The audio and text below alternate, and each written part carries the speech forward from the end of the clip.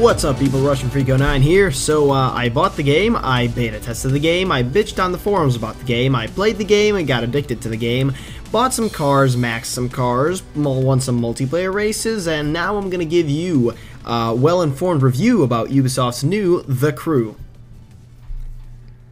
Alright, let's face it, the game really isn't meant to be played for its story. Remember when racing games were all about, you know, racing for winning, to win, to build your reputation, to be the best, for spinning around too, and all that kind of stuff? Well, this one's more Hollywoodized.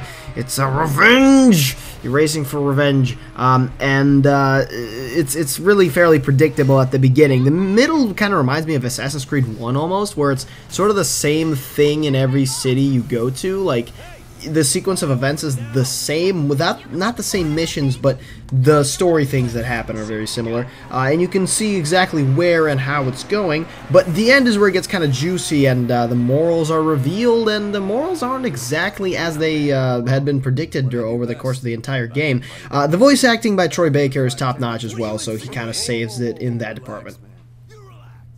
The map is as big as they said it would be. New York to LA, I drove it in a single session without detractions or anything like that, just as fast as I could. 30 minutes, if you don't get distracted. My buddies and I drove from Miami to LA with distractions, doing skill challenges, running into cops, looking at landmarks. That took us about 2 hours. So, depends how you do it, but the map is very, very big. Cities like Chicago were very, how should I put this? Brutally slaughtered. There we go, that's the word I was looking for. Chicago, as someone that lives in the city and lives near the city, studies the city, spends most of his time in the city, there's certain things like the grid, the city grid, that just doesn't line up. It suddenly becomes Paris, where landmarks like the Sears Tower become, or the Willis Tower or whatever, become like, they end big streets. It makes no sense. Miami, on the other hand, also been there, so I can compare it to real life. Does feel like the real deal. Art Deco sort of feels like Art Deco. The downtown feels very similar to the real life counterpart. Obviously less cars and wider lanes, but you can't race through something at such a high speed without it. LA feels alright as well, though it lags a lot for me for whatever reason. And the countryside is very diverse as well. It's a lot of fun to drive through. Very believable. I mean, I'm not from the country, so I wouldn't really know, but it seems that they had a lot of success emulating this. It's great to drive through something and think, a couple of years ago, that background, those mountains in the background, would have been just an image. Now I can actually drive on top of that mountain. It's incredible. Okay, I'm going to put balancing aside for just a minute and talk about car selection. The car selection is absolutely awful. That is an opinion, but let me explain. So there are around 40 cars in the game, a little bit more if you count all the special edition cars and the duplicates that seem to pop up when you get special edition cars, but around 42 cars. Of those, 21 are American. So let me put it to you this way, there are as many American cars as every other country of manufacture combined. Now you might think that's fair because, you know, the game is set in America and, you know, I don't know, there's a lot of diversity in American cars, but there are 4 Mustangs / Shelbys, 5 trucks, I'll go into why that's a problem, and on the other hand, in the imports, only 2 Japanese cars, only 2. Everybody that's as into the tuner scene as I am will just literally shit a brick. And both of them are actually Nissans. One's a 370, one's an R34, and that's a problem because the R34 is great, but where's my, I don't know, where's my Evos, where are my Supras, where are my STIs, Silvias, M3s and M6s, not Japanese, I know, R35s, nothing. 8 Italian supercars, of which barely any come in circuit spec, which makes no sense to me. I'll go into that a little bit later. 8 German cars, that's great, but half of them aren't even drivable.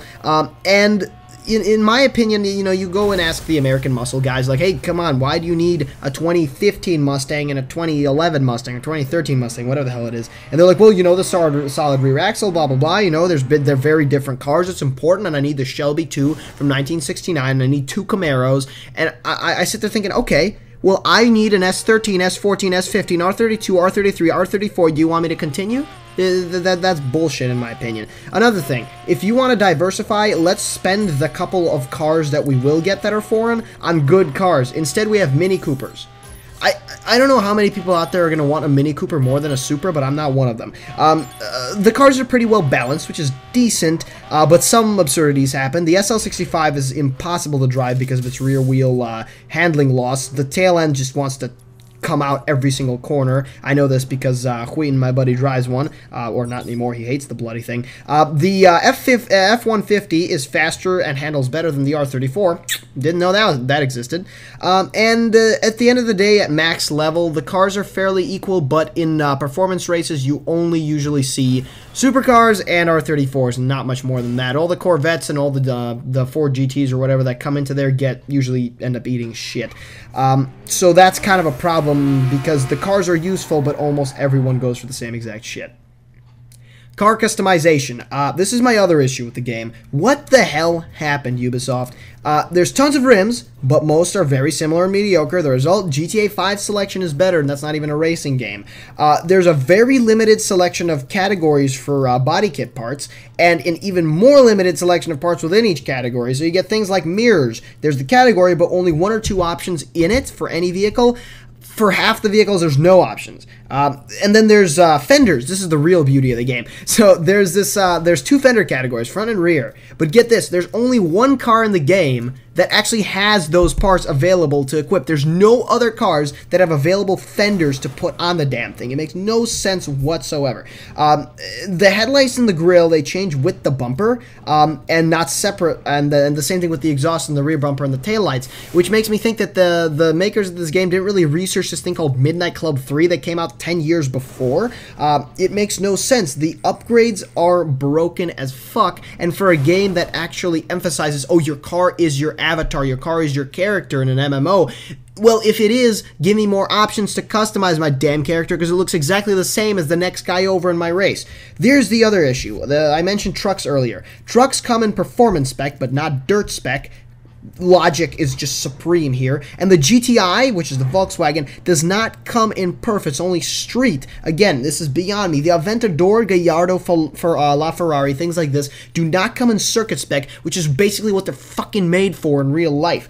Only 12 circuit cars, half import, half not, so okay, fine. But half of them are uncompetitive trash split down the middle. It's absolutely frustrating and mind-boggling where these guys went wrong. Okay, so the hate speech is over. The graphics and audio are very nicely executed, and even on medium, which is what this entire review is recorded on, because my game lags to shit. My computer's 4 years old. Give me a break. Even on medium, the game looks pretty good. Not trailer quality, not even close, but still pretty good. Audio plays a good role. The engine sounds are pretty good, although there's a bug here or there. And the only problem I have is the music choice is somewhat questionable. When Lord starts playing on the radio in a racing game, telling me she wants to be my ruler, I turn off the radio. So the gameplay is probably the best aspect of the game, in my opinion. It's a lot of fun to road trip and screw around with friends, find cool shit on the map, you know, run ambulances off the road, whatever you want to do. Different story missions include race some motherfuckers, follow a motherfucker, murder a motherfucker, smash boxes dropped by a motherfucker, and time attack, like get to the checkpoint before time is out. Motherfucker. So that's a lot of diversity. The storyline never really gets boring in the playing gameplay aspect. The PvP is only races currently, so it's only, you know, get to the finish as fast as you can. But each race lobby, there's 5 total, 1 for each region, has different specs in it, and with 1 dominant. Each lobby has a different dominant spec, and obviously different tracks, which keeps you entertained. It always provides enough diversity, enough things to learn. And the best part that I absolutely love is the fact that you can turn on and off collisions and traffic separately. So collisions meaning people can't run into your ass and run you off the road, which just happens a lot of the time. And you can turn traffic off to turn AI civvy cars just so that they're not on the road, which is very helpful if you want a good clean racing line. Running into people if you have collisions on does hurt both players in a way, although it still sort of benefits the guy intending to ram, but there are some countermeasures, so it's not as bad as a Need for Speed World where you go flying off the map. But clean racing is possible and very fun when collisions are on, because then everybody kind of plays by racing theory rules and it actually helps. The car balancing is decent. Again, I mentioned this before, but yes, multiple cars are competitive. There's still a very narrow pool, but if you upgrade your car right and it suits your driving style, you should be able to do well. And at the very end, if you're looking for some good end game, faction missions are the shit. They provide really, really intense, longer distance races against AI with friends, whatever. I kid you not, I have a maxed out car and I had to bump the guy in second off. It was an AI, so it was okay. But I had to bump the motherfucker off to actually win the race. Those things are intense for like 20 minutes straight, 30 minutes straight. There's some hour-long races, whatever suits your fancy. So basically, I'm not going to give this game like a number rating, but here's the way it works. If you love customization like I do, you're going to be very frustrated with the game. If you love gameplay and actual competitive, fair multiplayer races like I do, you're going to be addicted as fuck to the game. That's why I'm really kind of split down the middle. But overall, I'd say it's very much worth it, especially if you buy it on like G2A for 40 bucks or something.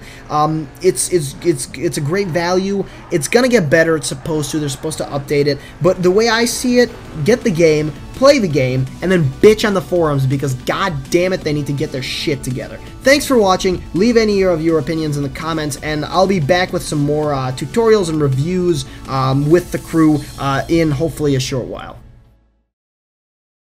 There's a very limited selection of categories of body parts, and their body parts, and oh god, I have to do that again. So the graphics and audio are very nicely executed. This is where I turn off the hate filter. Actually, you know what? No, I'm going to go back to the hate filter.